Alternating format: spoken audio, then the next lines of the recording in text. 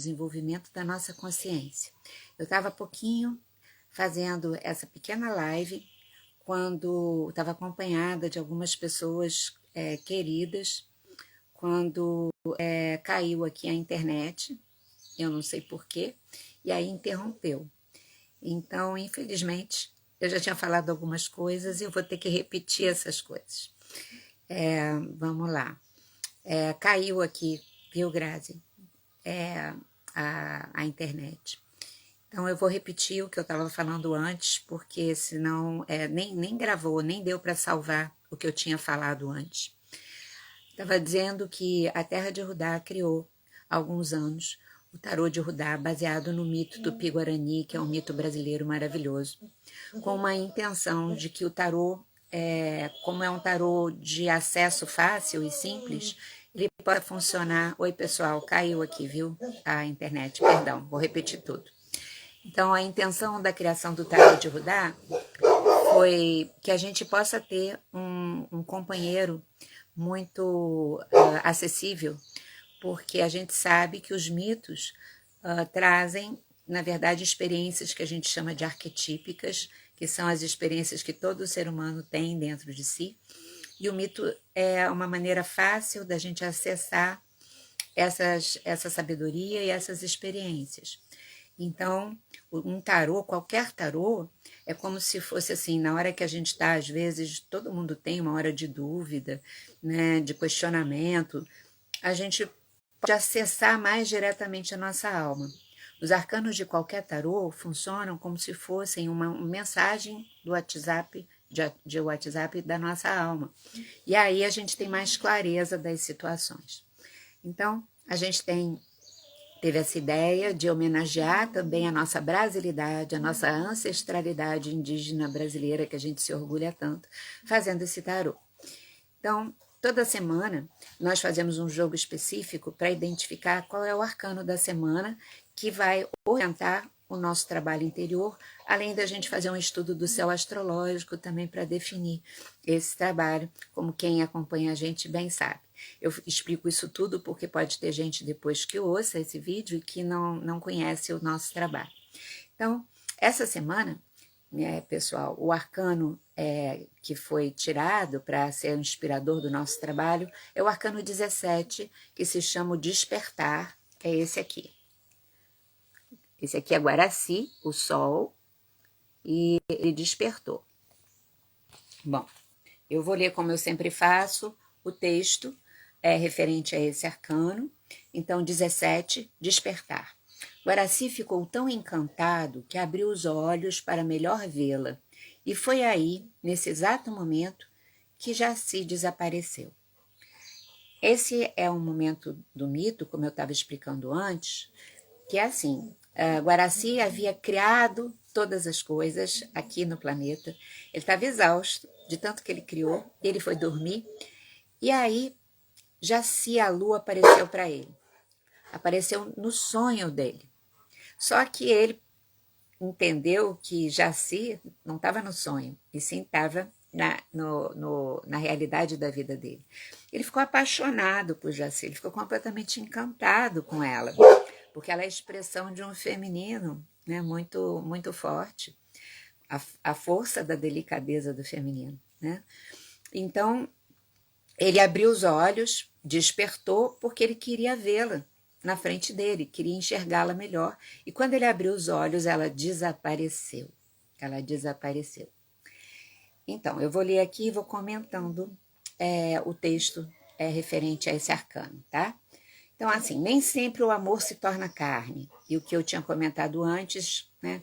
Nem sempre a pessoa amada aparece na nossa frente, encarnada, né? É importante encontrar o amor no seu interior, pois é lá que o amor é gestado, quer dizer, é dentro da gente que o amor precisa existir, precisa nascer muito forte primeiro, né? Então, é lá no interior que o amor é gestado, no berçário da bem-aventurança. O que a gente quer dizer com isso? Que quando o amor nasce dentro de nós, ele vai crescendo E ele é gestado no berçário da bem-aventurança, porque é isso que vai fazer com que a experiência objetiva do amor na nossa vida possa acontecer com abundância, com riqueza. Por isso a bem-aventurança é gestada aí. E se porventura a sua alma decidir por bem que é justo que você fique sozinho ou sozinha, esteja no prumo e ame a sua solitude, pois ela é a outra face do amor. Às vezes é necessário a gente perceber que precisa ficar sozinho. E a consciência disso é uma face do amor que está começando a ser construída também. Então, o texto é muito claro nesse sentido. E ele até repete isso um pouquinho abaixo nas observações, como eu vou ler para você. Mas lembre-se, a solidão como fruto de uma escolha consciente, quer dizer, às vezes, né, gente, a gente tem consciência que é preciso ficar sozinho para aprender a ficar sozinho ou sozinha. Muitas pessoas têm uma dificuldade, por inseguranças e medos, enorme de ficar consigo. Outras vezes é porque o senso de valor pessoal é muito diminuto. E ela ficar sozinha é insuportável. Ela precisa estar com alguém, porque é como se a presença de alguém na vida dela confirme ou afirme que ela tem valor mesmo, que ela é passível de ser amada. Então, aí a pessoa precisa aprender a ficar só, que é esse caso assim. Se a solidão como fruto de uma escolha consciente, sabe? Eu preciso ficar só. Ou para aprender a ficar comigo e a desenvolver o amor por mim primeiro para poder amar do lado de fora. Né? Se isso não está constituído dentro, fatalmente a gente vai atrair alguém do lado de fora que representa esse olhar negativo sobre nós mesmos na vida concreta, porque é assim que a gente já sabe que a vida funciona. O que a gente tem dentro aparece projetado do lado de fora, objetivamente. Então, a solidão também pode, consciente, ela pode ser proveniente de uma oferenda da própria alma, e nesse caso ela é auspiciosa.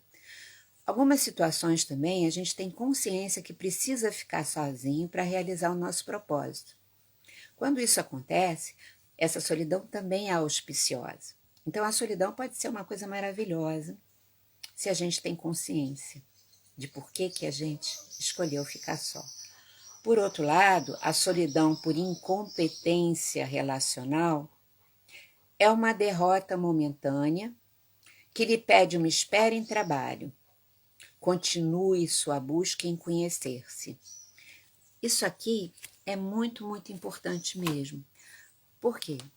Eu não sei vocês, mas eu conheço muitas pessoas que me dizem assim, eu quero mais é ficar sozinho. Eu fico muito melhor sozinho ou sozinha e eu não estou nem aí. Eu não quero mais saber de relação nenhuma. Isso dá a impressão que a pessoa é muito poderosa, ela está muito forte e que ela é muito independente. Mas, muitas vezes, isso não tem nada a ver com a consciência. Consciência é quando a gente sabe assim, nossa, eu estou com problemas para me relacionar, eu tenho dificuldade de me relacionar, então eu preciso ficar só para me trabalhar por dentro, para que essas dificuldades sejam dissipadas, sejam integradas e eu possa amar. E aí o amor possa chegar na minha vida inteira. Quando a pessoa escolhe uma solidão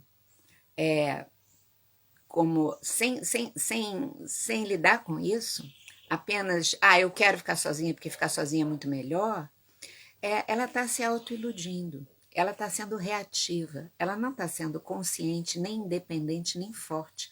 Ao contrário, ela está sendo frágil, porque ela não está tendo força para enfrentar a dificuldade que existe dentro dela. E isso é uma grande ilusão. E isso não é auspicioso mesmo, porque ela vai viver uma solidão que provavelmente em algum momento vai se tornar amarga. Em algum momento vai acontecer alguma coisa, porque a vida funciona assim, para mostrar para essa pessoa que essa escolha é uma escolha que não corresponde à verdade da relação dela com ela mesma. Bom, então, eu ainda queria comentar, além de tudo, com vocês o seguinte. Quando a gente olha para o arcano do despertar, a gente vê que a carinha do sol tá triste, né? É uma carinha que tá amuada, tá tristinho, porque ele abriu o olho para encontrar Jacine, ela não estava lá. E aí, é importante que a gente também saiba de uma coisa.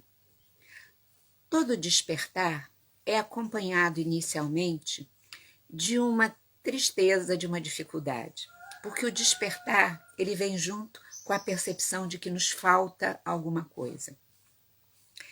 Essa percepção da falta é que vai ser um incentivo, na verdade, para a gente despertar e continuar andando em direção a construir dentro da gente aquilo que nos falta.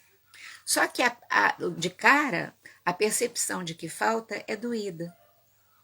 Há dentro da gente quase sempre uma resistência de passar por esse desconforto, de perceber que está faltando alguma coisa na minha vida, eu estou frustrada com alguma coisa, eu tenho uma situação que para mim, na verdade, não é boa e eu estou empurrando com a barriga e não estou encarando.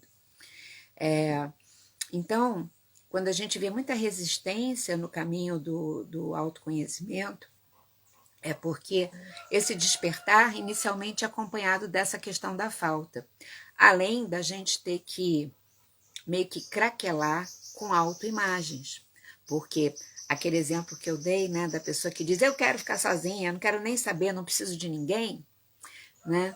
Claro que a gente não pode depender de ninguém, mas esse outro lado é também uma autoimagem criada que não é verdadeira.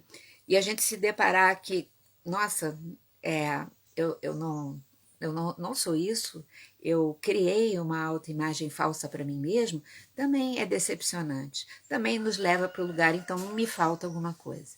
Não é fácil, não, mas é o único caminho, né? Então, o despertar, por isso que o Guaraci está com aquela carinha assim, porque ele não está, naquele momento ele só percebe a falta.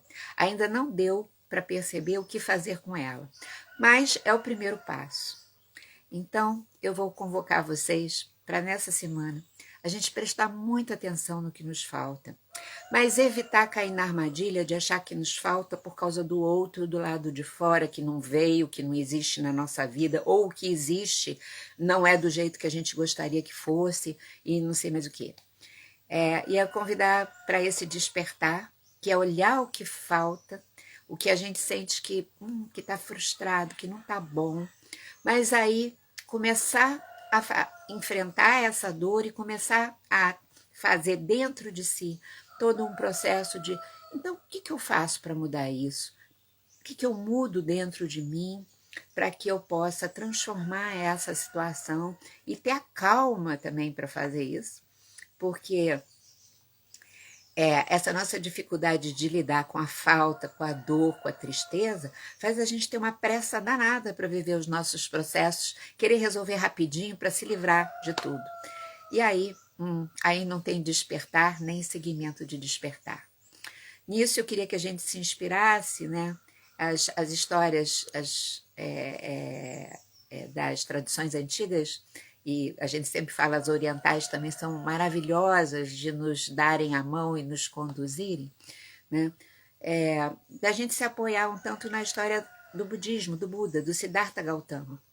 Porque, assim, em algumas tradições, por exemplo, na tradição cristã, Jesus já meio que nos é contado que chegou iluminado, prontinho, né? Nasceu já iluminado. As imagens que existem dele é sempre com aquela auréola na cabeça. Buda não. Buda nasceu como um ser humano comum. Embora se saiba que, né, na história dele, nas encarnações passadas, ele já tinha ralado muito, digamos assim, nesse processo de integração pessoal, tinha despertado muita coisa e ele chegou aqui, né, praticamente pronto, mas ele ainda veio concluir uma parte do trabalho de se tornar consciente, né? E ele viveu um processo de despertar muito doloroso. Vocês sabem a história dele. Ele foi criado numa redoma de vidro, dentro de um palácio maravilhoso, sem ver nada de triste, de difícil, de sofrido que o pai dele resolveu que ia criá-lo assim. Quando ele nasceu, houve uma profecia dos sábios, logo que ele nasceu, que disseram para o pai dele, ou ele vai ser um rei, né? Ou se ele conhecer as dificuldades do mundo, ele vai se tornar um monge, um mestre. E o pai queria que ele fosse o rei que herdasse o trono, né? Do próprio pai, porque era um orgulho para o pai ter um filho homem que se tornaria o próximo rei. Então, o pai resolveu evitar que esse filho vivesse qualquer sofrimento, qualquer dor. Ele foi criado a vida toda só vendo maravilhas, né? Sem a menor noção do que era o sofrimento humano. E quando ele faz aniversário, que ele faz um aniversário de uma idade que determinava que dali para frente ele se tornaria um adulto, ele pede de presente sair de dentro do palácio e conhecer o mundo do lado de fora num passeio.